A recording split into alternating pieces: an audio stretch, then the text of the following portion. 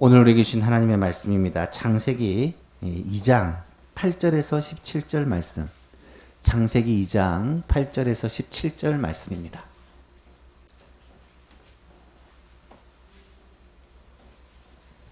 창세기 2장 8절에서 17절 말씀까지 한 절씩 교독하겠습니다.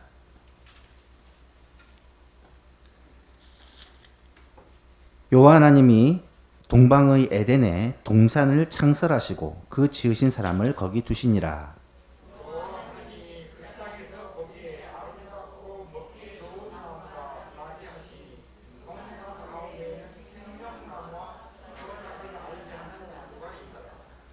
강이 에덴에서 흘러나와 동산을 적시고 거기서부터 갈라져 네 근원이 되었으니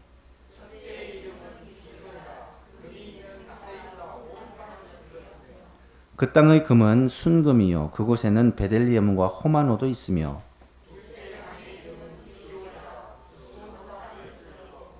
셋째 강의 이름은 히데겔이라. 아수르 동쪽으로 흘렀으며 넷째 강은 유브라데더라.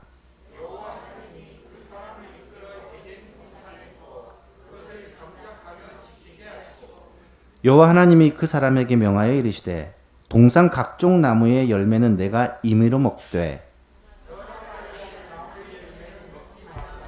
내가 먹는 날에는 반드시 죽으리라 하시니라. 아멘. 말씀 듣기 전에 먼저 우리의 삶을 돌아보며 하나님 앞에 우리의 죄를 고백하는 시간을 가지고자 합니다. 하나님 아버지, 지난 한 주간 삶을 돌아보며 우리의 죄를 고백합니다.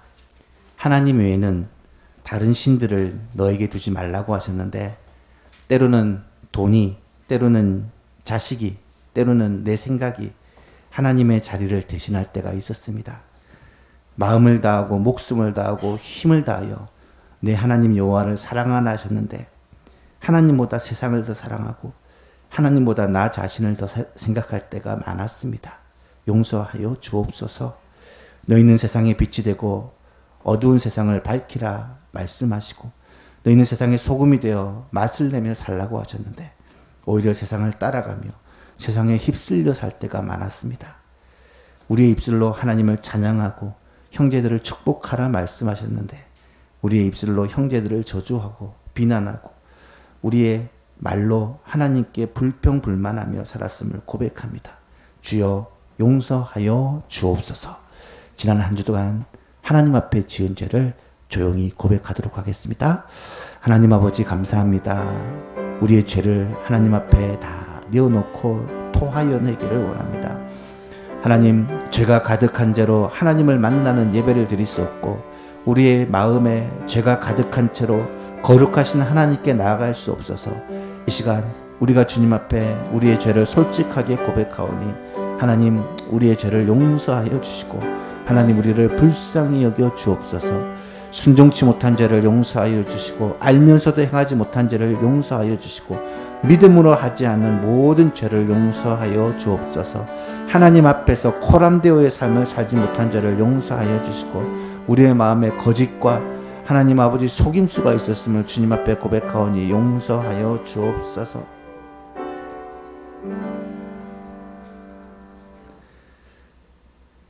사죄의 확신을 받읍시다.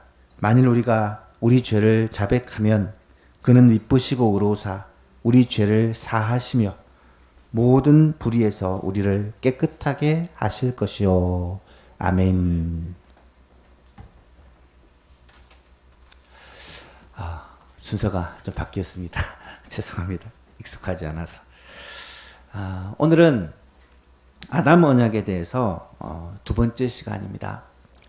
올해 우리 교회의 표가 언약을 이어가는 교회입니다. 옆 사람을 다시 한번 축복할까요? 좀 1월에는 계속해서 축복을 했으면 좋겠습니다. 아시죠? 보고 마지막에 축복합니다 할 때만 옆 사람 보시면 됩니다.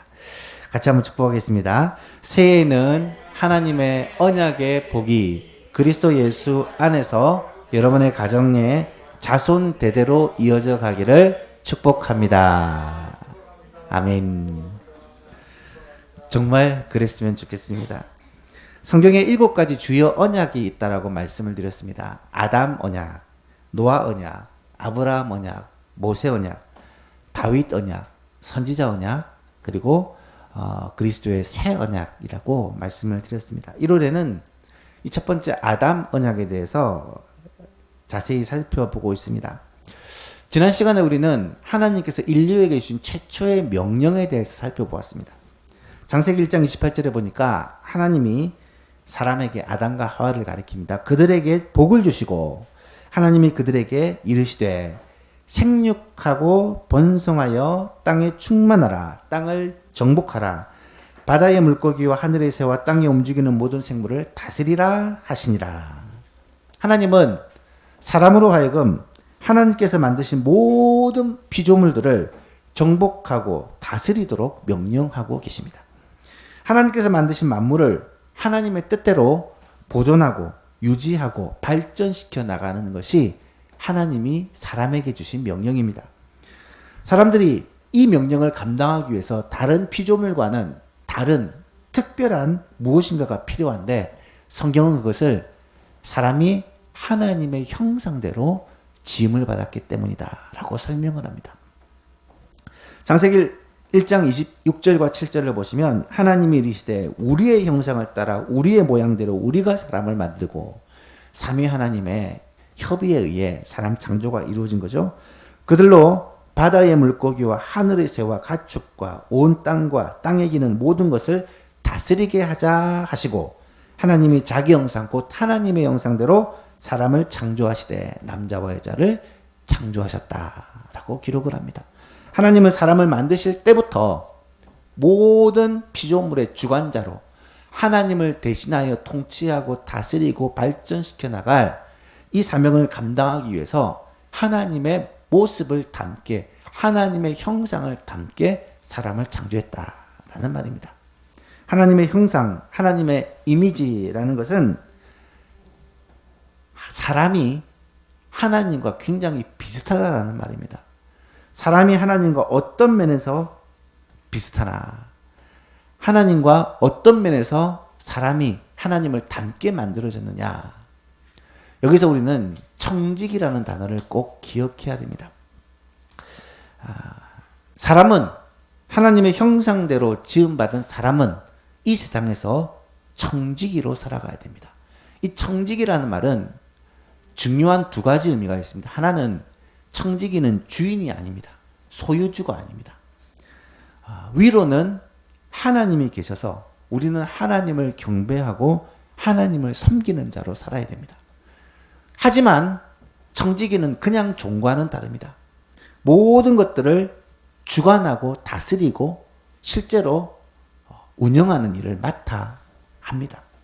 그래서 아래로는 모든 만물의 주관자로 사람을 만드셨다는 사실을 이해해야 됩니다.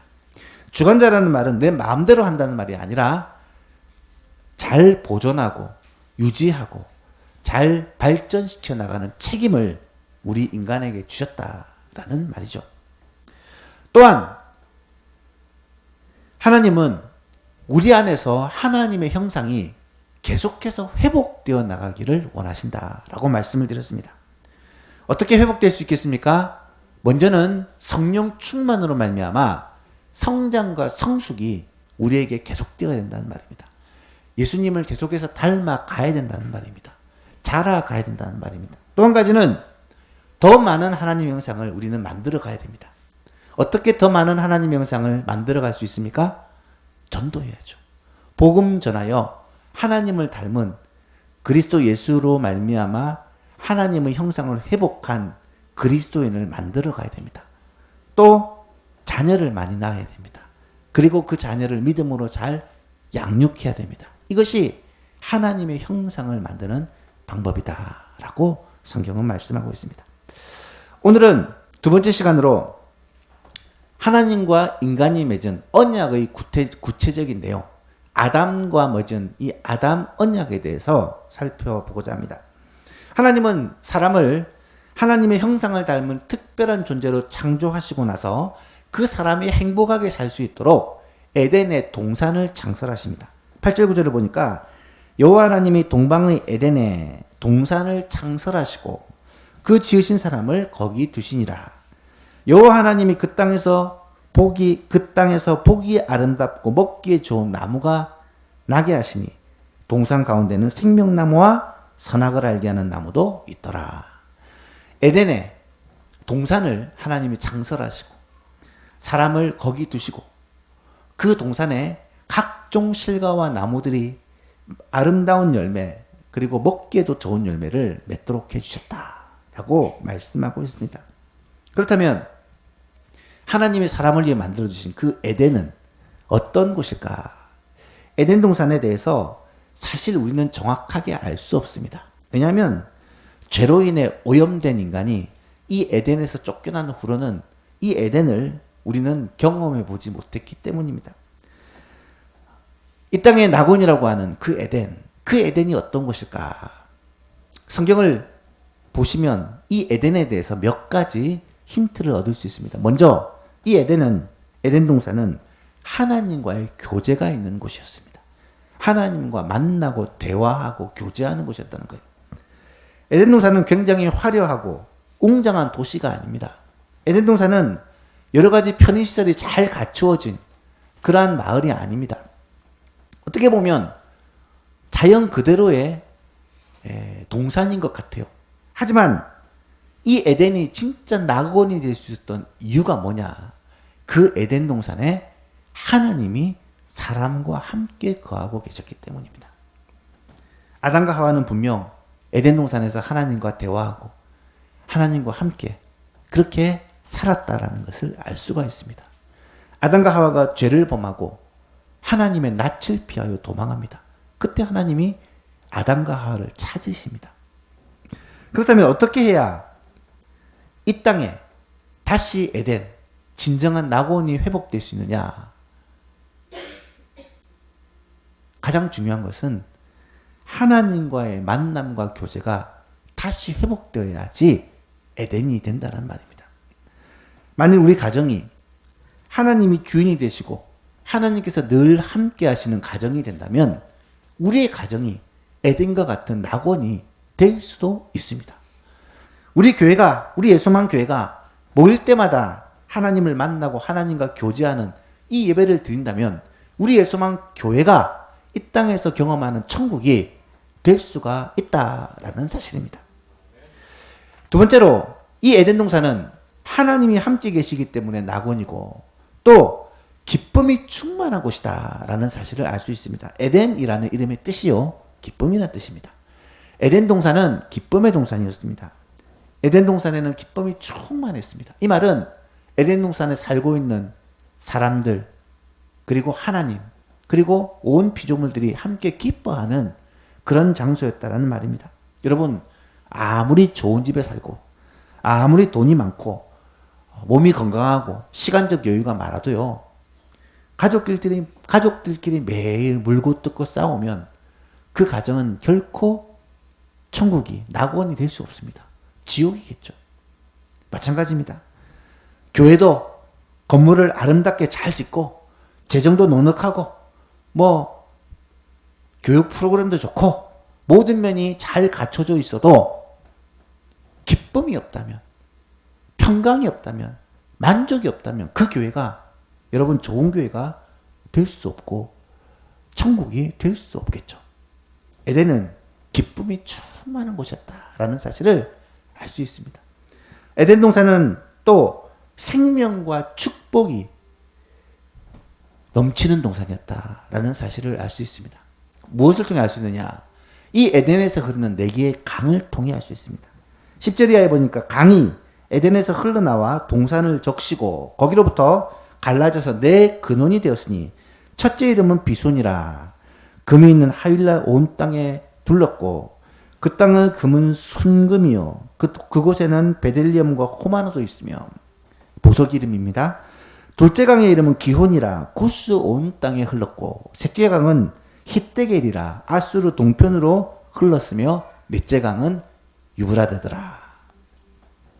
여러분, 성경에서 땅에 흐르는 물은 바다 말고 땅에 흐르는 시내나 강 같은 이런 물들은 생명을 상징하고 풍요를 상징하고 축복을 상징합니다. 왜냐하면 이 지역은 팔레스틴 지역은 물이 부족한 지역이기 때문에 이 강이 생명을 살게 하고 풍성을 가져다 주기 때문이죠. 에덴 동산에서부터 물이 흘러나옵니다. 4개의 강을 이룹니다. 그것도 조그마한 강이 아니라 어마어마한 큰 강들입니다. 첫째 강은 비손강인데 금이 있는 하윌라 온 땅에 둘렀다라고 기록합니다. 하윌라 땅에는 금이 많고 보석도 많았습니다. 그 금은 순금이다. 퓨어 골드다. 그리고 베들레헴과 호마노와 같은 귀한 보석도 많이 있었다. 실제로 솔로몬이 성전을 지을 때 이 하윌라 땅에서 금과 보석들을 가져온 것을 우리는 알 수 있습니다. 둘째 강의 이름이 기혼강입니다. 이 기혼강은 구스 온 땅에 둘렀다라고 기록합니다. 셋째 강은 히데겔 강인데 히데겔은 지금의 티그리스 강을 말하고요.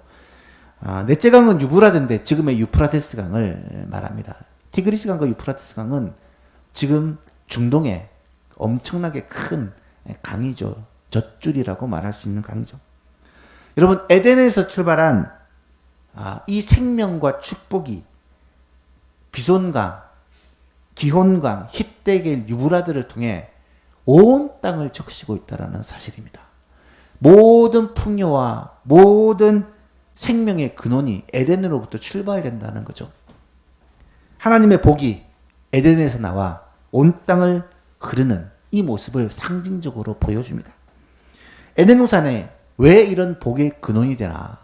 하나님의 형상을 닮은 사람을 하나님께서 에덴에 두셨기 때문입니다. 하나님은 사람을 통해 온 땅에 복을 주는 복의 통로로 사용하시고자 사람을 에덴에 두셨다라는 사실을 알 수 있죠.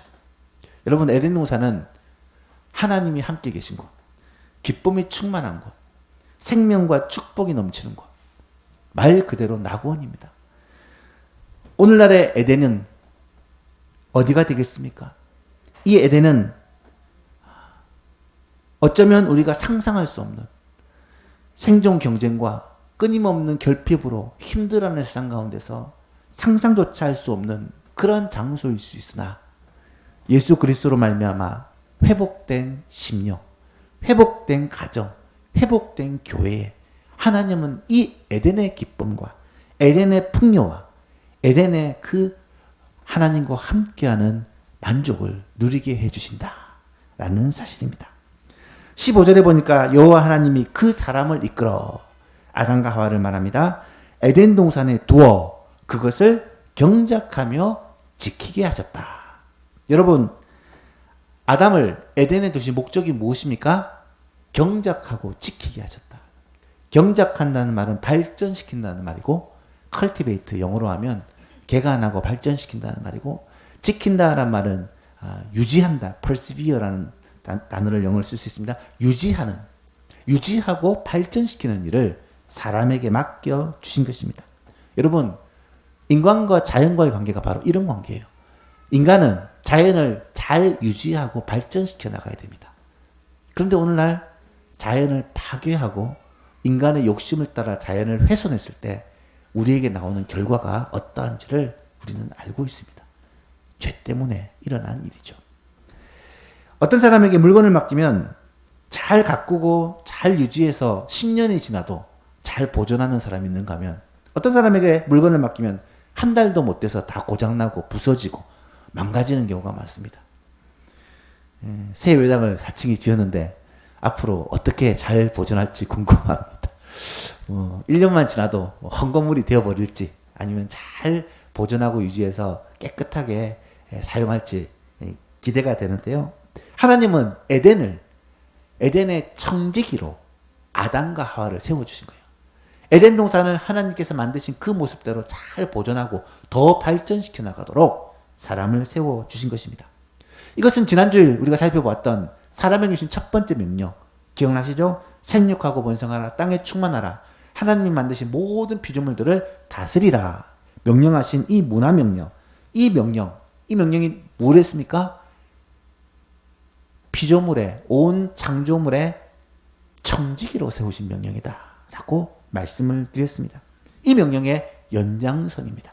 하나님은 에덴 동산의 청지기로, 모든 피조세계의 청지기로 사람을, 아담과 하와를 세워주신 것입니다. 그런데 오늘 본문을 보면 중요한 한 가지 메시지가 나타납니다. 16절과 17절에는 명령과 더불어 하나님이 약속을 주십니다. 이것을 최초의 언약, 아담 언약이라고 부르는데요. 16절과 17절을 같이 한번 읽어볼까요? 시작. 여호와 하나님이 그 사람에게 명하여 이르시되 동산 각종 나무의 열매는 내가 임의로 먹되 선악을 알게 하는 나무의 열매는 먹지 말라. 내가 먹는 날에는 반드시 죽으리라 하시니라. 아멘. 하나님은 사람에게 동산 각종 나무의 열매를 임의로 먹도록 다 허락해 주십니다.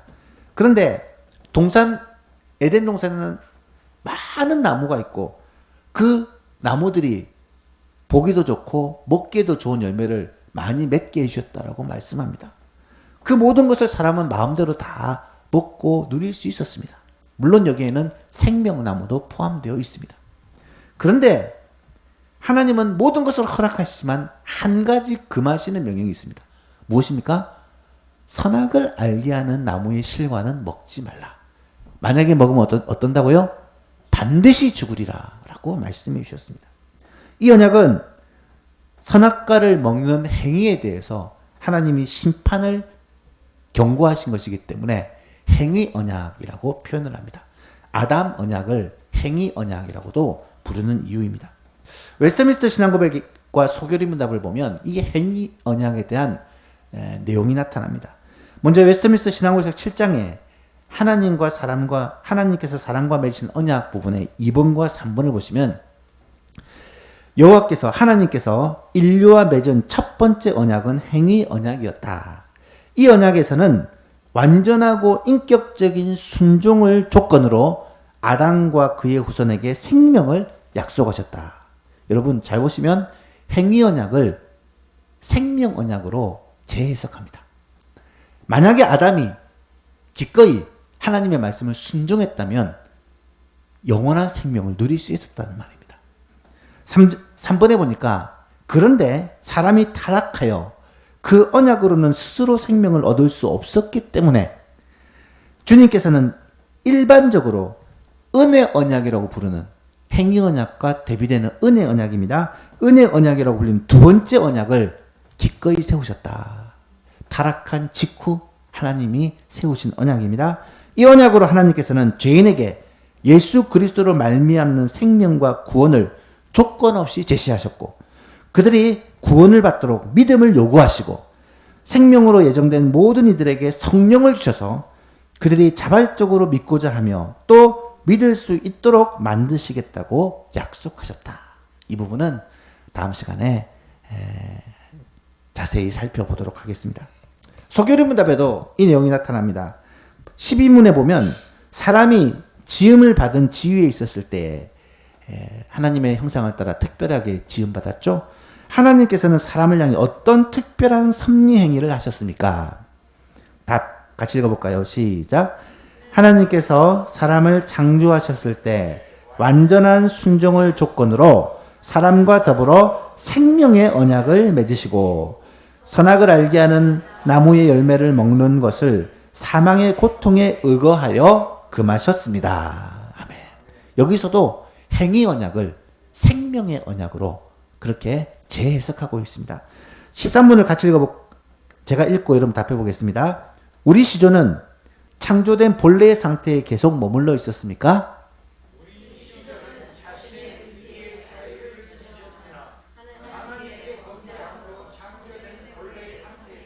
타락하였습니다.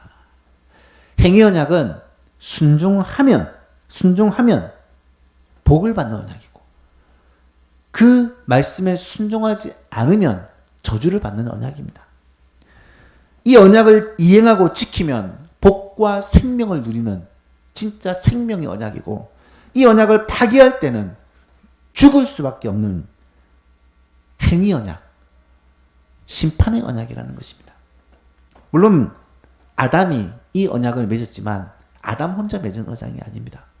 아담은 온 인류의 청지기 대표로서 하나님과 언약을 맺었기 때문에 아담이 언약을 잘 지키느냐 지키지 않느냐는 온 인류와 또 피조 세계에 다 영향을 미치는 것입니다. 사실 아담은 이 약속을 지키는 데 있어서 부족한 것이 하나도 없는 상태입니다. 이때만 해도 죄가 들어오지 않아 의로운 상태입니다. 아담은 언약을 지킬 만한 힘과 능력이 충분히 있었습니다. 그럼에도 불구하고 아담은 언약을 파기합니다. 하나님과 같이 되고 싶어서 마음이 교만하여서 이 언약을 스스로 깨워버린 것입니다. 다음 시간에 그 내용을 살펴보기로 하고요. 아담의 언약 파기로 말미암아 모든 인류는 언약의 파기의 결과로 죽음을 맞이하게 됩니다. 또한 죄로 말미암아 하나님의 형상이 심각하게 이그러져서 아담의 후손은 이제 스스로 힘과 능력으로는 또 행위와 율법으로는 결코 하나님이 약속하신 의와 생명에 이를 수 없는 존재가 되어버리고 만 것입니다. 이것을 인간의 전적 타락이다라고 말하고 있는 것이죠. 여기서 많은 사람들은 질문을 합니다. 하나님이 왜 아담에게 그런 약속을 주셨나? 아담을 곤란하게 빠지게 한 게 하나님이 아닌가? 하나님이 아담의 유혹을 이기지 못하고 결국은 이 선악과를 먹을 것이라는 걸 몰랐을까? 아마도 알고 있었을 것이다. 아예 선악과 같은 것을 만들지 말고 처음부터 이런 조건을 걸지 않으면 비극이 없지 않았나?